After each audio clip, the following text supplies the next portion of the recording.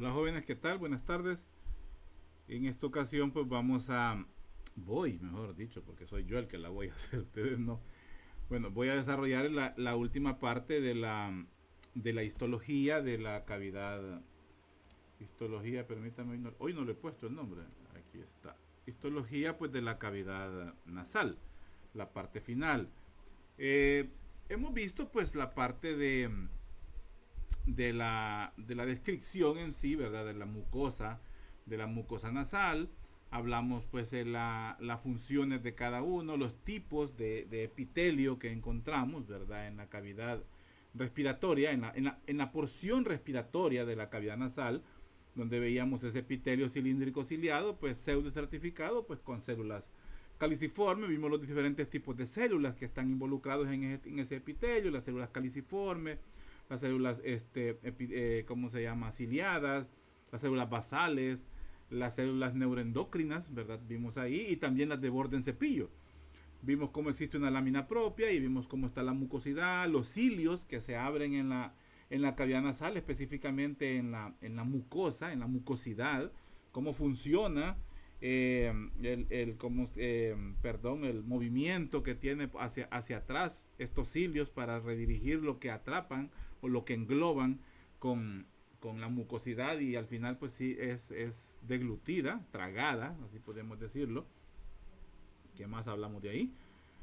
Vimos cómo hay componentes inmunológicos que no están directamente eh, elaborados por un sistema o por una glándula específicamente, sino que son productos directos de este tipo de un sistema de células inmunológicas o con capacidades inmunológicas que pueden producir pues anticuerpos, específicamente anticuerpos con identificación directa de virus, bacterias o hongos que lleguen a la cavidad nasal y hacer un ataque a ese nivel, y que la injuria que está sufriendo el tejido respiratorio quede a ese nivel, no pase de ahí. Igual pues vamos a tener a nivel de la mucosa de la nasofaringe, y ya hablamos, lo comparamos con lo que está pasando con el COVID. Bueno, luego hablamos del epitelio respiratorio, donde estamos ahorita, el tipo de tejido. Vemos que hemos visto las células pues receptoras o las células olfativas, ¿verdad? Que son propias de ahí, las células basales y las células sustentaculares o células de sostén. Algo que quiero aclarar, y creo que la verdad no revisé muy bien la clase anterior, la primera parte, pero me parece que en un momento dije de que las células basales tienen la capacidad de eh, intervenir, no, ¿cómo se llama? En poder sustituir a una célula ciliar, por ejemplo, que es lo importante en, el, en la cavidad, en la parte respiratoria, o a una receptora o olfatoria. Entonces, esta célula basal pues tiene la capacidad, actúa como una célula madre, y en un momento necesario pues puede regenerarse y convertirse en una célula importante, ya sea ciliar o ya sea receptora a nivel de la mucosa respiratoria. Entonces ella tiene esa capacidad. Por si lo dejé un poco confuso, quiero que quede claro desde ahorita que actúa como una célula madre, la célula basal, tanto en la mucosa respiratoria o en el epitelio respiratorio como en el epitelio olfatorio. Bueno, vimos también las glándulas de Bowman y esto ya a nivel respiratorio. Vamos a continuar entonces con esa parte, ¿verdad? Del área pues respiratoria, y nos vamos a centrar más que todo ya en lo que corresponde a la función del olfato. Eh, para recordar, pues hablábamos, permítame, voy a activar mi puntero. Aquí está. Entonces, hablábamos pues que esto es el bulbo olfatorio, esto es etmoides, hueso etmoides, y estas aberturas son las cribas o los agujeros, y por eso se llama la lámina cribosa del etmoides. Y luego veíamos las células, ¿verdad? Que conforman el epitelio respiratorio. Entonces, todos estos axones que vienen de las células receptoras o de las células olfativas Estas son las que en conjunto van a conformar, pues que valga la redundancia, van a formar el nervio olfatorio, el primer par craneal. Claro, hacen un relevo a nivel del bulbo olfatorio, que está por encima. Son dos bulbos, uno a cada lado perdón, uno para cada lado, o por decir, para cada fosa nasal. Entonces tenemos dos bulbos olfatorios, específicamente en el seno del bulbo. Es una parte que está lateral a la lámina crista galli, que es parte del etmoides, que si se acuerdan que se insertaba en la lámina crista galli, anatomía 1, ojalá no se les haya olvidado. Entonces a ambos lados tenemos las láminas cribosas del etmoides y sobre ellas está acostado, digámoslo así, el bulbo olfatorio. Entonces, pero algo muy importante es que estos axones olfatorios de las células olfatorias son muy frágiles y estos pueden lesionarse fácilmente, por ejemplo, en un traumatismo de cráneo, en un trauma craneoencefálico. Podrían ser seccionados, cortados por completo o parcialmente. Y eso causará, por supuesto, en el paciente una situación que se llama anosmia, o sea, una pérdida del sentido del olfato. Pacientes que han sufrido un trauma frontal, un trauma lateral, pueden llegar a tener sección de estos axones y ellos van a tener o una anosmia completa o una anosmia incompleta o parcial. Entonces, esto pues es debido a que se seccionan un movimiento de este hueso hacia atrás o hacia adelante o hacia los lados va a seccionar los axones y automáticamente el paciente pues ya no va a poder no respirar, no va a poder oler. Aunque hay que tener en cuenta que estos nervios, esto creo que ya lo había dicho, estos nervios, los axones o el nervio olfatorio en sí, las neuronas olfatorias, lo que tiene que ver con el tracto olfatorio, porque hay que tener en cuenta que en relación al sistema olfatorio, pero específicamente al epitelio o al tejido olfatorio, tenemos epitelio olfatorio, que es todo esto. El epitelio es todo esto. En el epitelio incluimos ¿cómo se llama? Las células de soporte, las células basales, las células olfatorias, las de Bowman, el cepillo, todo eso, perdón, el cepillo no, los cilios, todo eso es el epitelio olfatorio. Luego tenemos los nervios olfatorios, que son estos que siguen a través del bulbo. Luego tenemos el bulbo olfatorio. Luego tenemos los tractos olfatorios, que es lo que va del bulbo hacia el área específica del encéfalo, donde está el área respiratoria primaria, ¿verdad? Que está ahí cerquita del lóbulo temporal, específicamente en la punta del lóbulo temporal, cerca del área auditiva. Ahí tenemos, creo que más adelante hablo de eso. Entonces, es el área 28 de Brodmann, así se llama. Tiene otro nombre que eso lo voy a dejar para el final, porque puede ser una pregunta de examen.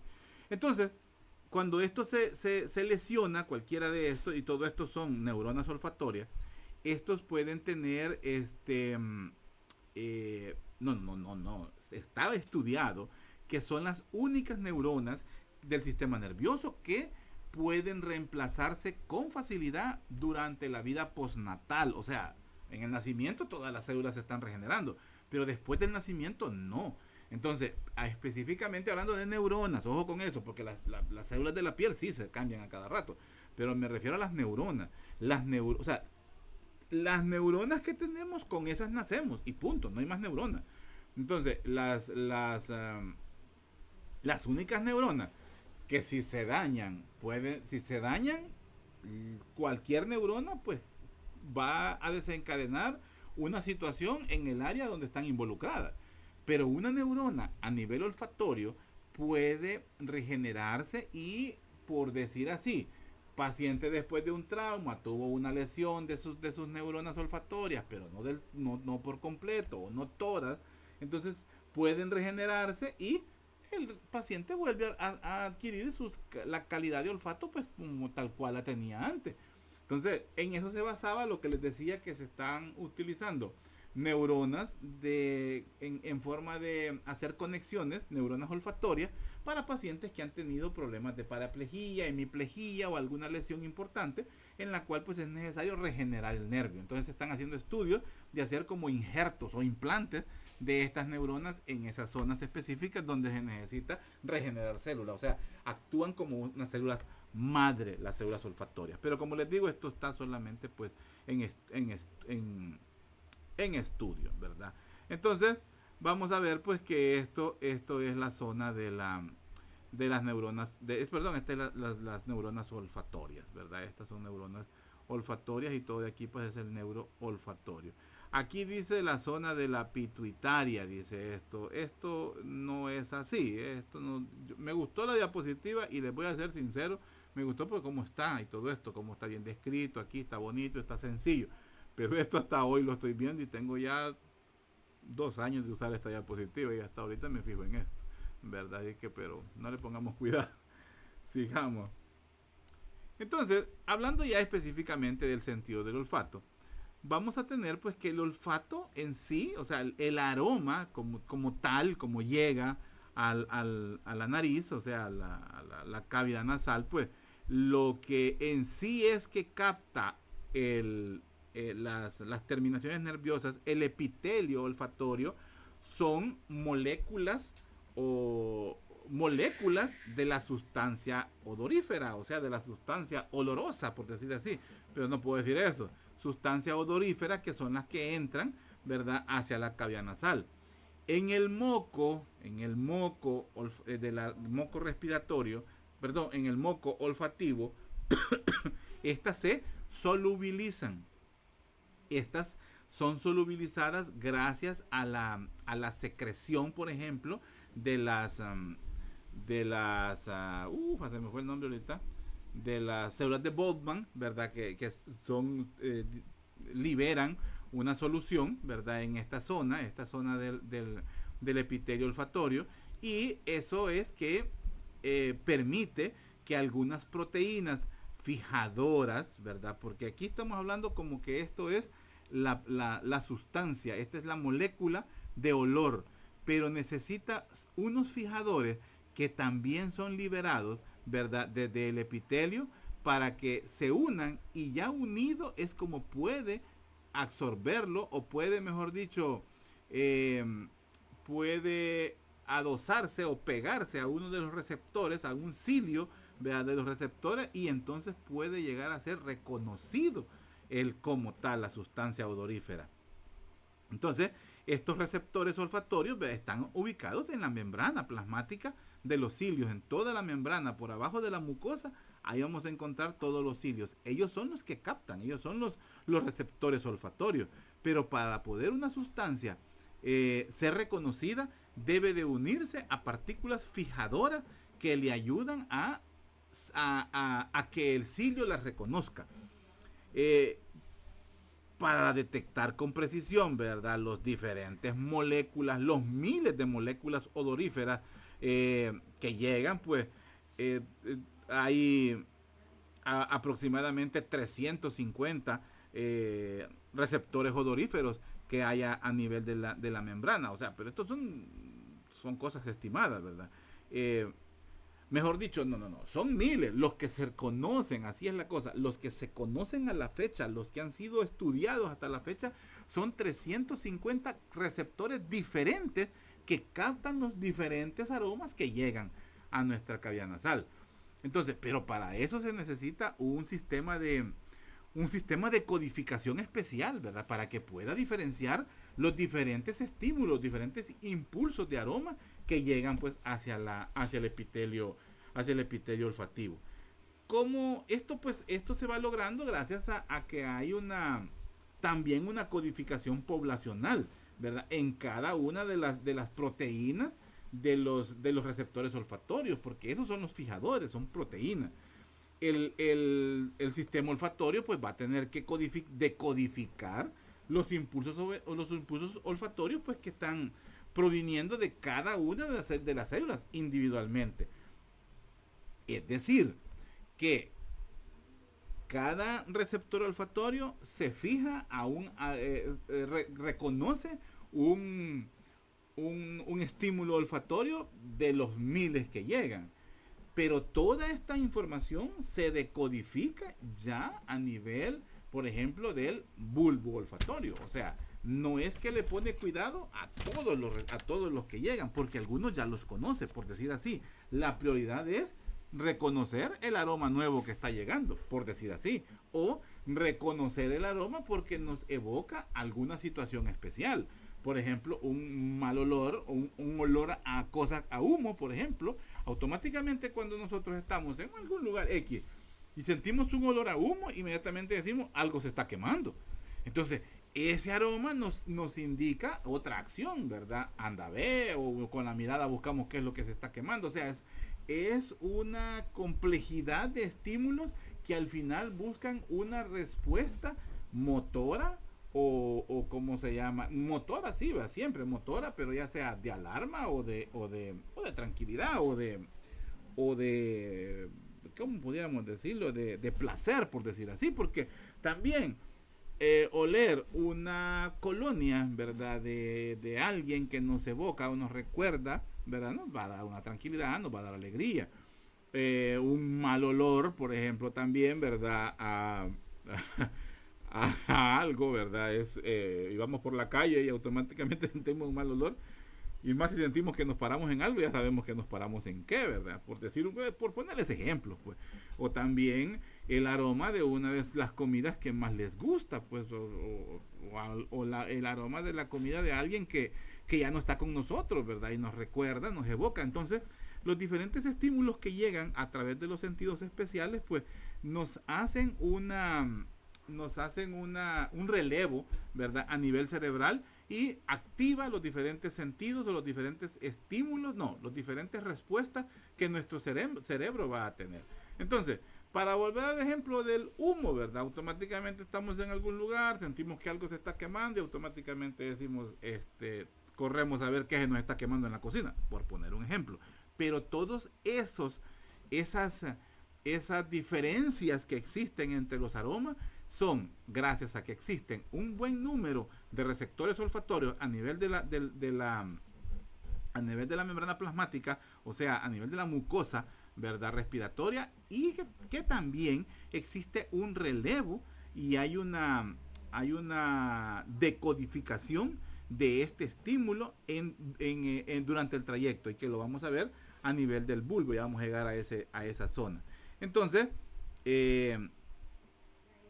la decodificación no solamente es de una célula individual, es de toda la población de células que hay a nivel del epitelio olfatorio. Espero que esto se entienda. Aquí dice, por ejemplo, que el sentido del olfato, ¿verdad? O la percepción del olor, cuando las partículas aromáticas circulan entre los receptores olfativos, en ocasiones se adhieren a la mucosa, disparando un impulso que circula por los nervios olfatorios y llega al cerebro, que lo analiza y nos dice qué es lo que acabamos de oler. Así en síntesis. Entonces, la percepción de los olores, pues, es gracias al epitelio olfatorio, que es el que lleva toda la información utilizada para discernir, pues, los olores. Y también nos ayuda a discernir los sabores. Esto ya lo vengo diciendo desde la clase presencial, y creo que desde que hablé también, sí, desde la clase presencial, desde que hablé lo macro, desde entonces lo vengo diciendo. No se conoce muy bien el mecanismo en sí, pero ese mismo sistema ayuda también con la percepción de los sabores y hace una diferenciación con los olores. Si ustedes se fijaron, lástima que ustedes todavía no han visto inmunología, pero la forma en que el sistema inmunológico reconoce las bacterias o reconoce los antígenos, ¿verdad? Los que están llegando a atacar nuestro cuerpo, es gracias a la fijación de algunas proteínas propias del sistema, ya sean, ¿cómo se llama?, de la membrana o del sitio específico donde atacan. O sea, es como que se le pone un monograma, por decir así, a cada una de estas partículas, y eso les ayuda a ser identificadas, o eso les ayuda a que, volviendo al epitelio olfativo, eso les ayuda a que cada uno de los receptores olfatorios, ¿cómo se llama?, se fijen a la molécula de odorífera, se fije a ese receptor específico olfatorio para que la información pueda viajar hacia el cerebro. De tal modo, pues, ¿verdad?, que las sustancias olorosas, o sea, las que se disuelven en la mucosidad, se van uniendo a los receptores de olor, ¿verdad?, que están localizados específicamente, ojo con esto, Los receptores de olor, que eso no, tal vez no le he dicho, los receptores de olor son los que están en la superficie de los cilios olfatorios, de los cilios de la neurona olfatoria. Ahí se encuentran los receptores del olor, los receptores olfatorios, ¿verdad? Para tener más o menos una idea de cómo es esto. Entonces, todas las sustancias pues olorosas es necesario que se adhieran a moléculas receptoras para que ellas son las que inician la despolarización en la membrana de la célula olfatoria. O sea, en el momento que estas proteínas o que estas moléculas receptoras se unan a la molécula olfatoria, en ese momento y cuando ya es captada por los receptores olfatorios en los cilios, es que se desencadena la despolarización y, por decir así, viaja el impulso hacia la ¿cómo se llama? Hacia el bulbo raquídeo. O sea, en esta zona de acá llega, ¿verdad? La partícula, perdón, la molécula olfatoria se une a la proteína específica que la va a identificar y la presenta a los receptores olfatorios. Entonces, por transducción, ¿verdad? Y por acoplamiento a los receptores olfatorios es que va a viajar esa información. En sí, pues lo que se genera es un potencial de acción, el cual va a viajar a lo largo del axón para ir a estimular ¿cómo se llama? Para ir a estimular las células mitrales, las cuales las vamos a encontrar ya en el bulbo, y son las que reciben el nombre de glomérulos, y son las que están situadas en el bulbo olfatorio. Ahí se da un relevo, ahí se da otra decodificación, otra ¿cómo se le llama esto? Se me olvidó el nombre, pero se da un reconocimiento, un análisis del estímulo olfatorio para que así, ya como digamos, ya bien filtrado, va a viajar sobre el tracto respiratorio hasta llegar al área específica primaria de la olfacción. Entonces, ponemos el ejemplo de que las moléculas odorantes, ¿verdad? Llegan, por ejemplo, aquí se está catando un vino. Los vinos se catan probándolos y también oliéndolos. Se complementa automáticamente. ¿Se han visto ustedes cómo catan los vinos? Por ejemplo, el que va a catar un vino, tiene que tener libre de moléculas de olor su cavidad nasal. Estos casi siempre huelen antes canela o huelen otro líquido, otra cosa que no me acuerdo cómo se llama. Eso como que libera, por decir así, los olores. Café creo que también huelen, no me recuerdo. Entonces, lo primero que hacen es probarlo. Prueban el vino y lo paladean, lo juegan en su boca, como que se enjuagaran la boca con el vino. Y inmediatamente lo huelen.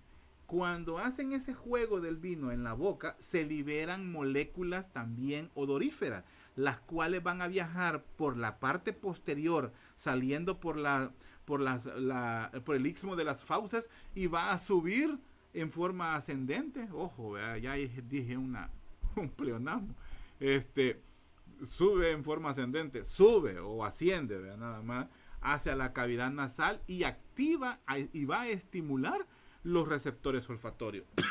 Y además, el paciente lo está por fuera, de forma externa, oliéndolo, sube también el estímulo olfatorio. Entonces es de doble. Entonces por eso decimos, el sabor y el olor están relacionados. Los receptores olfatorios también ayudan a detectar los sabores, no solamente los olores. Entonces este estímulo viaja en los receptores olfatorios, activa el potencial de acción, ¿verdad? A nivel de todo el tracto, a nivel de todas las vías olfatorias, a nivel de todos los nervios olfatorios, los axones, llegan al bulbo olfatorio donde encontramos los glomérulos, y a través del tracto olfatorio, que ya se conforma el nervio olfatorio, van a llegar específicamente hasta la zona respiratoria primaria, o sea, el rinencéfalo, así se llama, rinencéfalo. Esas señales nerviosas pues llegan hacia el área 28 de Brodmann, ¿verdad? Específicamente el rinencéfalo, y ahí se da el procesamiento pues de la información. Entonces se da la activación de los estímulos y de forma eferente, por decir así, esto nos va a dar la respuesta o nos va a dar la comparación de que lo que estamos probando y estamos oliendo tiene olor, en el ejemplo de esto, a fresa, ¿verdad? Claro, yo puse un ejemplo de un vino, pero el que sabe de vino, pues va a saber que está ante la presencia de un Cabernet o de un Sauvignon, Cabernet Sauvignon, o de ay, ahorita se me olvidaron las otras clasificaciones de los vinos. Pero es que a mí solo me gusta el Cabernet Sauvignon, por eso es que me lo puedo bien. Está ay Dios, se me fue ahorita los otros nombres, permítanme. Vaya, ya lo vi. Que no me acordaba. Son los vinos como el Cabernet Sauvignon, el Malbec, el Syrah, ¿verdad? Son otros tipos de vino. Aunque la clasificación que se usa más es espumosos, ¿verdad?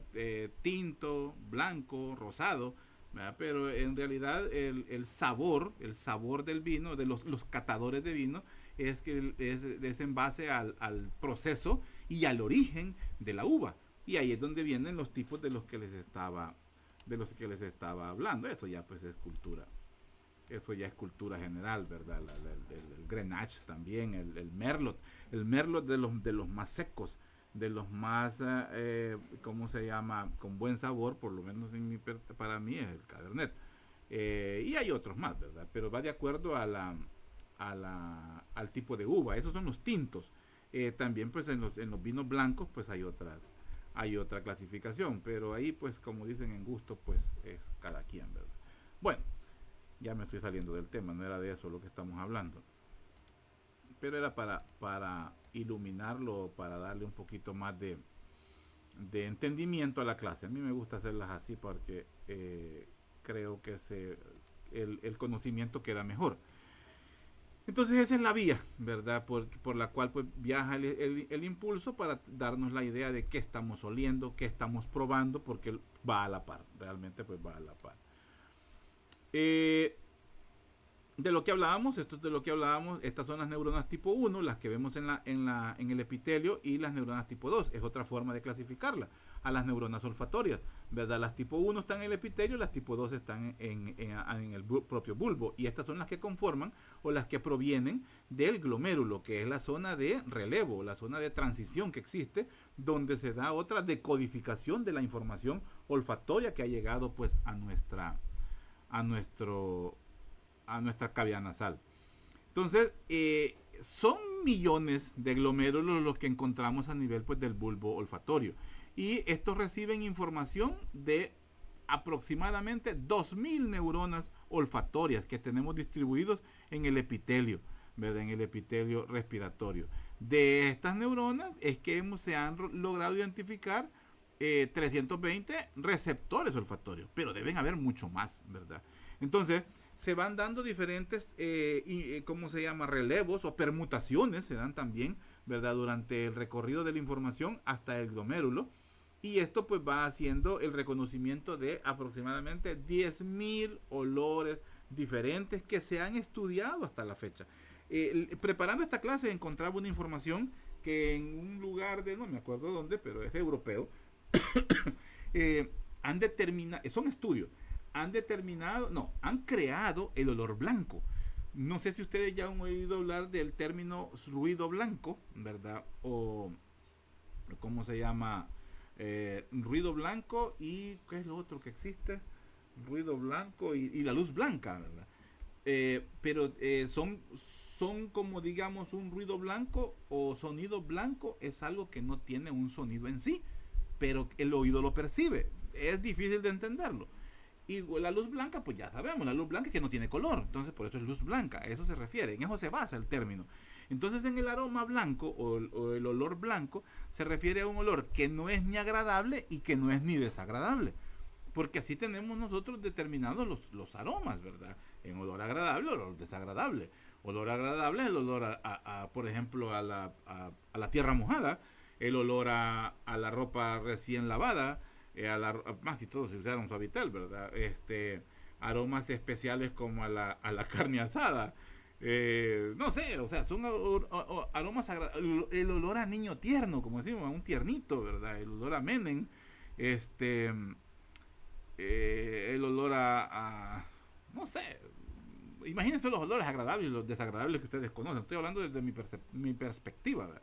Entonces, existen pues diferentes aromas. Entonces, ellos han logrado crear el olor blanco, el aroma blanco. Supuestamente se ha logrado combinando aproximadamente 30 aromas diferentes. Y en los pacientes que estaban en estudio, las personas con quienes se estudió, no lo podían relacionar con nada que conocieran. Y como fueron 300 personas y nadie lo logró adecuar o lo logró relacionar con algo conocido o con una experiencia pasada, pues entonces se le puso olor blanco. ¿Para qué va a servir? No sé, pero bueno, ni modo.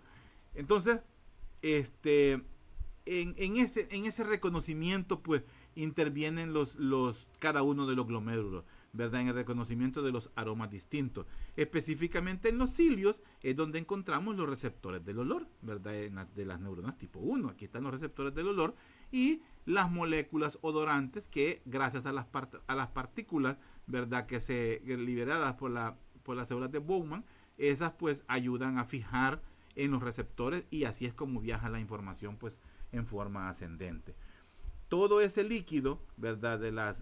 Producido por las células de Bowman, ¿verdad? De las que estoy hablando, pues son las que hacen que se muevan, ¿verdad? Hacia los cilios, ¿cómo se llama? Hacia los cilios olfatorios, pues todas las moléculas odorantes. Y eso es lo que las hace que les da también la rapidez para que esas sustancias olorosas puedan viajar, puedan tener contacto con los receptores olfatorios. Además, también evita que se den respuestas hacia una sola sustancia olorosa. O sea, porque en el aroma, en el contexto, en el ambiente, no solo va a llegar un solo aroma, van a llegar varios. Entonces, evita también que se sobresature los receptores olfatorios con un solo tipo de sustancia olorosa, ¿verdad? Sino que permite que estén las demás. Es decir, que gracias a estas sustancias, ¿verdad? ¿Cómo se llama?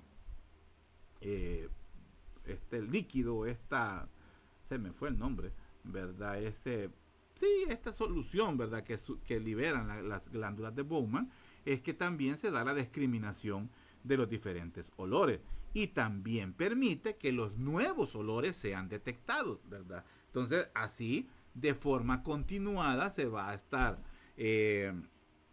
percibiendo ¿cómo se llama? Diferentes olores a medida vayan apareciendo y que estén llegando a la cavidad nasal. Prácticamente para ir ya terminando, ¿verdad? Concluyendo, hablamos de un resumen del sistema olfatorio, ¿verdad? Donde tenemos un epitelio olfatorio, ya lo había dicho hace poco, nervio olfatorio, bulbo olfatorio, tracto olfatorio y el área 28 de Brodmann, que es específicamente la corteza asociativa, donde se da pues tanto los procesos de memoria, pero integrando la información de la percepción olfatoria. Ese es el área 28 de Brodmann, específicamente la zona que se conoce como rinencéfalo. Ya hablando de los elementos propios del sistema olfatorio, tenemos pues las células de sostén, que ya sabemos que estas pues son las que le dan forma, son las que dan la estructura al epitelio respiratorio. Luego tenemos las células basales, que estas células son las células madre que formarán en su momento nuevas neuronas sensoriales olfatorias. Las glándulas de Bowman, estas son las que secretan moco y solución y líquido para poder disolver las sustancias odoríferas y podérselas presentar de una forma específica a la célula neurosensorial olfatoria, que estas pues son las que captan las sustancias odoríferas ¿cómo se llama? Percibidas en los receptores olfatorios, que están distribuidos en todo el cilio, que es la parte terminal de la zona apical de la neurona, de la célula neurosensorial olfatoria o neurona olfatoria. y la unión de todos sus saxones son los que van a conformar, ¿verdad? A medida van llegando al bulbo, lo que va a terminar en el tracto olfatorio, que es la vía o el nervio olfatorio en sí. Es lo que llamamos el nervio olfatorio. Esta zona de acá es la que esta zona de acá es la zona que le llamamos la zona del rinencéfalo, el área 28 de Brodmann, específicamente en el lóbulo temporal y, como les decía, muy próximo al oído, a la zona auditiva, que esto lo vimos también, el área 44 y 43 de Brodmann, ¿verdad? De la del oído, y esta es la del olfato, que es la 28. Hay una una de glose de áreas, ¿verdad?, que existen en el cerebro, pero eso ustedes ya lo van a ver en neuro. Yo solo le estoy dando pues un adelanto, y apréndanselo, porque acabo de estar con alumnos de cuarto año y no se acordaban, y ya vieron neuro, no se acordaban cómo eran las áreas de Brodmann, ¿verdad? Para recordar, pues este es un corte de epitelio olfatorio. Entonces vamos a ver pues las glándulas basales, son todas estas glándulas que vemos acá, ¿verdad? Las glándulas que vemos en esta zona cerca, aledaña a la lámina propia. También tenemos las glándulas de Bowman, son estas son las glándulas de Bowman. Estas son las que producen la sustancia y el moco, que van a ayudar a disolver las sustancias odoríferas. Los vasos sanguíneos son estos que vemos acá. Estos son vénulas, arteriolas, son vasos sanguíneos. Estos que vemos acá, estos de acá son vasos sanguíneos. Luego tenemos las células olfatorias, que son las que están próximas. Esto es la mucosa en sí. Todo esto es la mucosa. Entonces, todas estas son células olfatorias. Estos son los cilios que vemos aquí, los pelitos, ¿verdad? Que son donde están los receptores olfatorios, y las células de los receptores olfatorios, y por supuesto pues las células de sostén que están en medio, ¿verdad? Son estas de acá, estas que vemos acá. Estas más con una tinción más oscurita son las respiratorias. Estos que vemos acá son los conductos de las glándulas de Bowman, ¿verdad? Que estas se abren en el epitelio respiratorio, donde se agregan las sustancias y el moco necesario pues para la olfacción.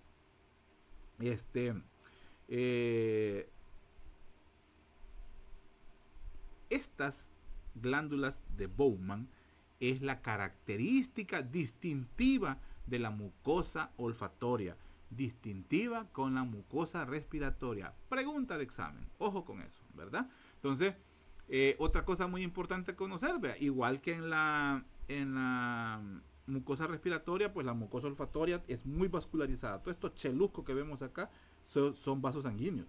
Entonces está dotada pues de elementos también linfáticos, o sea, de defensa.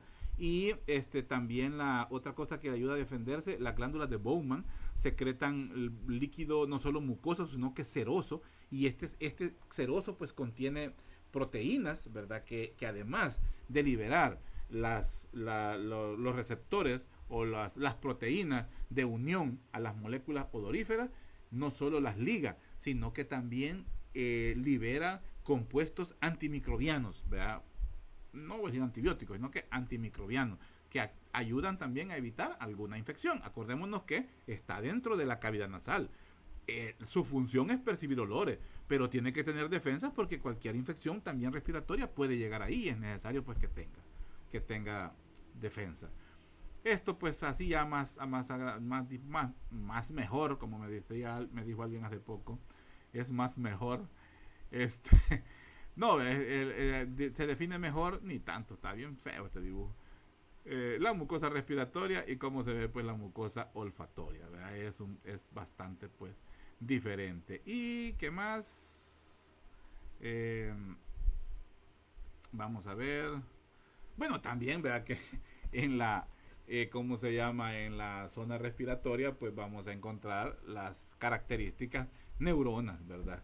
Las neuronas olfatorias, ¿verdad? En esta zona no hay neuronas.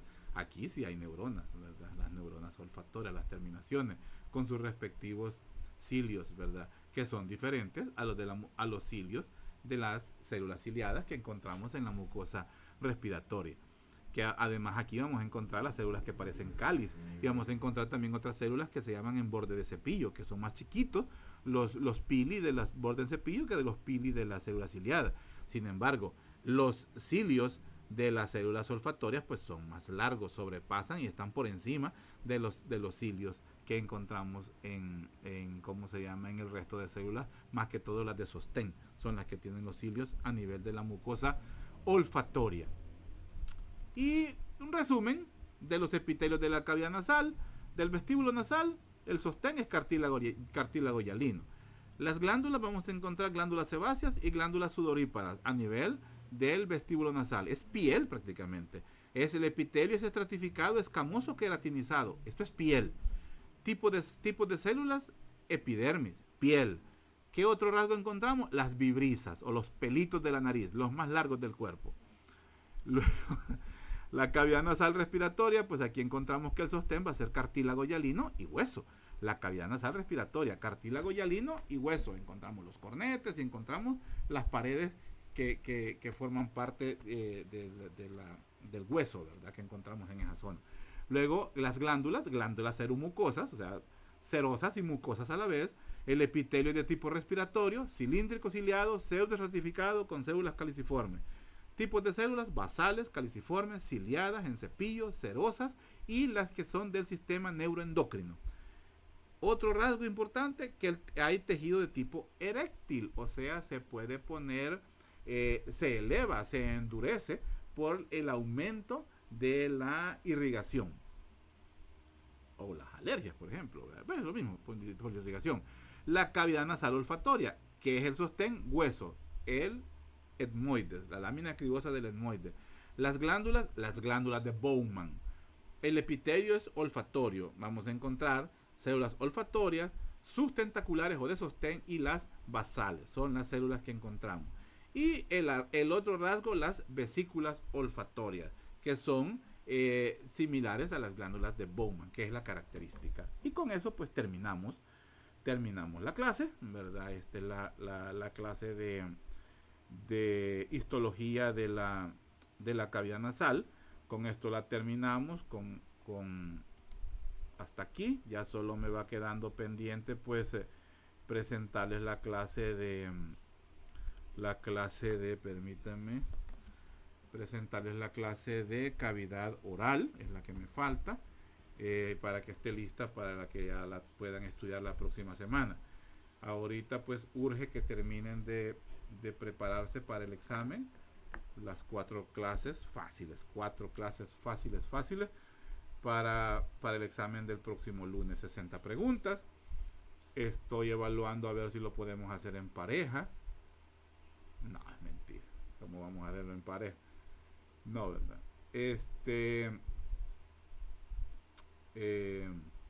No, ya les metí ideas, no, ni se les ocurre, ni me lo vayan a pedir.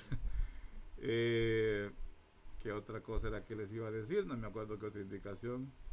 Que lean bien y estudien, y si tienen una duda, yo estoy abierto a que me pregunten sus dudas. Háganmela saber a través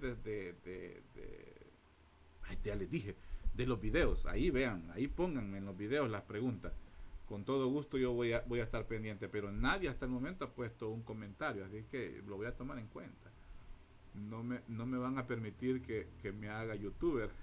Así me dijo un alumno que fue mi alumno en qué, ahorita está en 4º año. Usted, doctor, ya es youtuber. No, les digo, seguidores es que tengo, pues no me comentan nada. No tenemos interacción. Así es que bueno, nos quedamos hasta aquí. Quedo pendiente de la próxima clase de cavidad oral. Es corta, igual que esta realmente, son clases cortas. Esta que nos hemos tirado ya casi 50 minutos y la otra duró por ahí lo mismo, es corta realmente. Vamos a quedarnos hasta aquí. Y así huele, miren, así huele no era así, así huele un estudiante de medicina cuando le toca hacer turnos. Máxime si le tocó turno de 24 horas, le tocó ambucear, le tocó hacer varias cosas, pues huelen a esto, a pacuso. Ahí les dejo de ver a que investiguen qué significa el olor a pacuso. Cuídense mucho, jóvenes, estudien realmente, estudien bastante para el examen del lunes. Aprovechen al máximo el tiempo para que obtengamos una buena nota. ¿Ok? Cuídense. Estamos en contacto. Se les aprecia bastante. Adiós.